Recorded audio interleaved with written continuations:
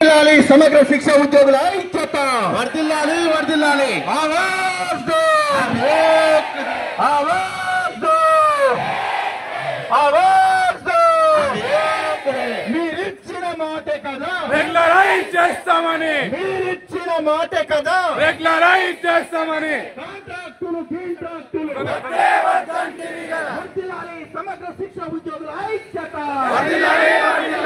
సోదరులారా, ఈ రోజు మన తెలంగాణ రాష్ట్రం శాసనసభ అధిపతి మన తెలంగాణ వికారాబాద్ జిల్లా నుంచి ప్రత్యేకమైనటువంటి స్థానం రూపంలో తెలంగాణ శాసనసభలో సర్వోన్నతమైనటువంటి పదవిలో ఉంటూ మన దగ్గర సంఘీభావం కోసం మద్దతు కోసం వారు రాయభారిగా ఉంటూ మా గౌరవ ముఖ్యమంత్రి గారితో మాట్లాడి సమగ్ర శిక్ష ఉద్యోగుల సమస్యలు పరిష్కారం చేయడానికి బాధ్యతగా ఇక్కడ విచ్చేసినటువంటి గౌరవ శాసనసభ అధిపతి వికారాబాద్ జిల్లా శాసనసభ సభ్యులు గౌరవనీయులు గడ్డం ప్రసాద్ కుమార్ సార్ గారికి చప్పట్లు కొడతాం.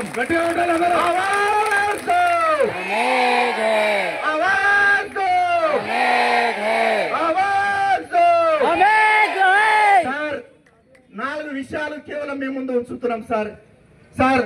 గత సంవత్సరంలో 25 రోజులు మేము ఇదే టెంట్ కింద కూర్చాం సార్. మీరు వచ్చి మాకు ధైర్యం ఇచ్చారు సార్. రాగానే అధికారులు రాగానే బరాబర్ మీకు న్యాయం చేస్తామనే మాట చెప్పారు సార్. అయినా కూడా సంవత్సరం అయిన తర్వాత విజయోత్సవాలు పూర్తయింది. మాకు విజయం దక్కకపోవడంతో, మాకు సంతోషం దక్కకపోవడంతో ఈ టెంట్ కింద గత 22 రోజులుగా అడ్డాకలితో అలమటిస్తూ ఇక్కడ కూర్చుంటున్నాం సార్.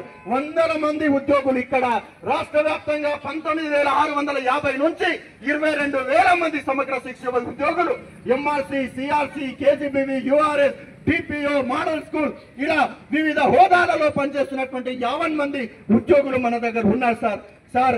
మీరు ఉన్నతమైనటువంటి నిర్ణయాలు తీసుకోవడంలో దిట్ట సార్. మీరు ఒక్క పెన్ను గనక మీరు ముఖ్యమంత్రి గారికి సార్ వీళ్ళు ఉన్నారు మనం మాట ఇచ్చినామని ఒక్క మాట చెబితే మాని ఇక్కడ 22,000 మంది గడ్డం ప్రసాద్ కుమార్ సార్ గారికి రుణపడి ఉంటారు సార్. బాధతో అడ్డాకలకు వస్తున్నాం సార్. కనీస వేతనం 6,000 సార్. మా దగ్గర కనిష్ట వేతనము కేవలం 6,000 మాత్రమే తీసుకొని జీవనం కొనసాగిస్తున్నాం సార్. ఎంఆర్సీ, సిఆర్సీలలో పీటీఐలు, మెసెంజర్లు 11,000 మాత్రమే సార్. ఇలా చెప్పుకుంటూ పోతే ఇక్కడ కూర్చున్న చాలా మంది 7,800 కూడా జీతాలు దాటలేని పరిస్థితి ఉంది సార్. రెగ్యులరైజేషన్ కి మేము మనంగా మీ మెడ మీద కత్తి పెట్టడం లేదు సార్. న్యాయబద్ధంగా ఉన్నటువంటి కనీసం పే స్కేల్ అన్న అమలు చేసి ఇతర రాష్ట్రాలలో సమగ్ర శిక్ష ఉద్యోగులను రెగ్యులరైజేషన్ చేశారు సార్. ఇప్పుడు నేను ఆర్థిక పరిస్థితులను దృష్టి పెట్టుకుని ముందుగా తక్షణమే రెగ్యులరైజేషన్ అన్న చేయాలి. లేని ఎడల పే స్కేల్ అన్న అమలు చేసి ఇంతమంది ఉద్యోగులు వెలుగులు నింపేటట్టుగా మీరు కారకులు అవ్వండి సార్. ఫలానా ప్రసాద్ కుమార్ సార్ గారు స్పీకర్ గా ఉండి మాకు న్యాయం జరిగింది, ఫలానా వాళ్ళ కాలంలో మాకు న్యాయం జరిగిందని మీ పేరు సువర్ణాక్షరాలతో మాకు గుండె మీద రాసుకొని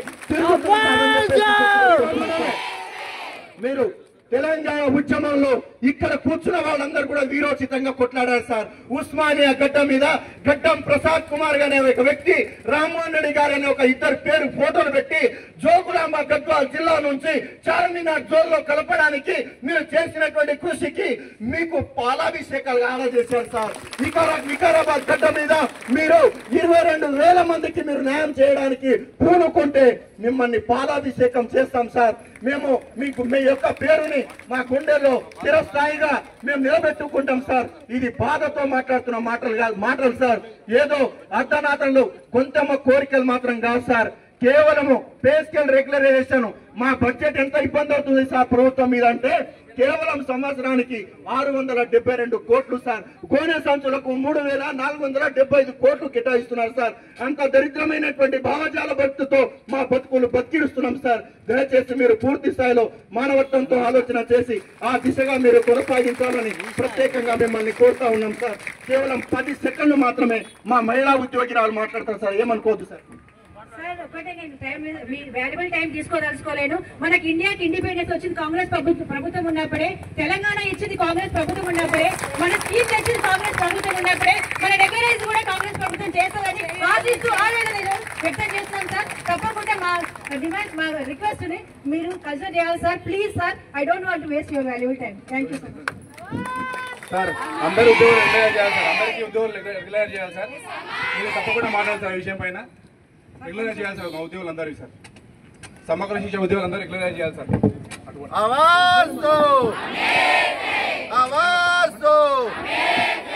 సమాన పనికి సమాన వేతనం, సమాన పనికి సమాన వేతనం. మీరిచ్చిన మాటే కదా రెగ్యులరైజ్ చేస్తామని, మీరిచ్చిన మాటే కదా రెగ్యులరైజ్ చేస్తామని.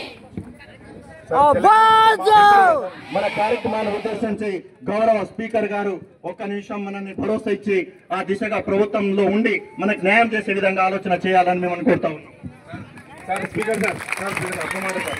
తెలంగాణ మొత్తం మా సైడ్ చూస్తున్నారు సార్. మా సైడ్ చూస్తున్నారు సార్. తెలంగాణ వికారాబాద్ జిల్లా సైడ్ చూస్తున్నారు సార్. మీరు స్పీకర్ కాబట్టి సార్ మీరు నిర్ణయం తీసుకునేది గట్టిగా ఉండాలి సార్. మాకు అందరికీ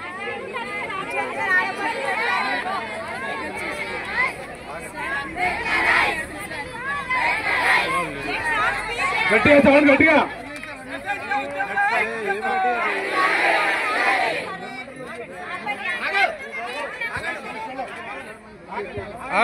ఉండాలి.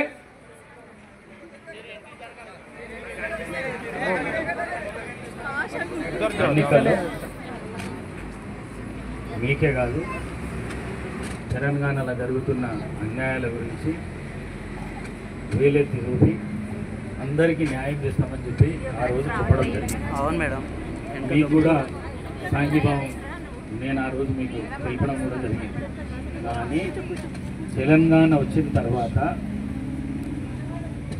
ఈ రాష్ట్ర ముఖ్యమంత్రికి మీరు అవకాశం రేవంత్ రెడ్డికి ఇచ్చిన తర్వాత నాకు స్పీకర్గా అవకాశం